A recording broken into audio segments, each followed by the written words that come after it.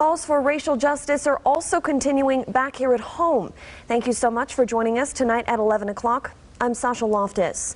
A few dozen protesters took to the streets of downtown Las Vegas tonight to demand change and concrete action. 8 News Now reporter Orko Manna tagged along with them and shares their message. Orko.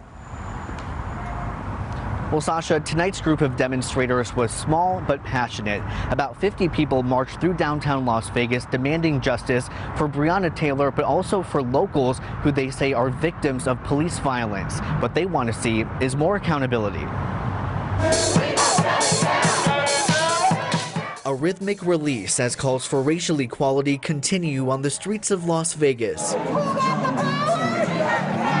A few dozen protesters filling Fremont Street Saturday night demanding justice for Breonna Taylor. She was shot and killed by police in March while in her Louisville, Kentucky apartment. The death has to stop. The small but spirited group telling us police across the nation need to be held accountable for their actions. There has to be consequences when officers abuse their authority, frequently in times where you're not able to witness them with a cell phone. These demonstrators are also fighting for locals who are victims of what they call police terrorism.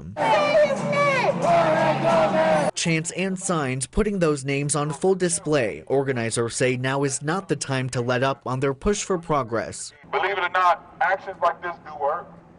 Disrupting the flow of things, whether you take to the street or not, just taking physically to the pavement, it brings a sense of message and applies pressure to the city. They understand not all police officers are bad apples, but they say when it comes to black and brown people, excessive force is too often the tool that's used. It is not appropriate to use a hammer in a situation where you should be using a scalpel. Now, tonight's march is actually part of a series called Struggle Saturdays. They are monthly events and gatherings where people will take to the streets or host organizing workshops. Reporting live from downtown Las Vegas tonight, Orko Manna, 8 News Now.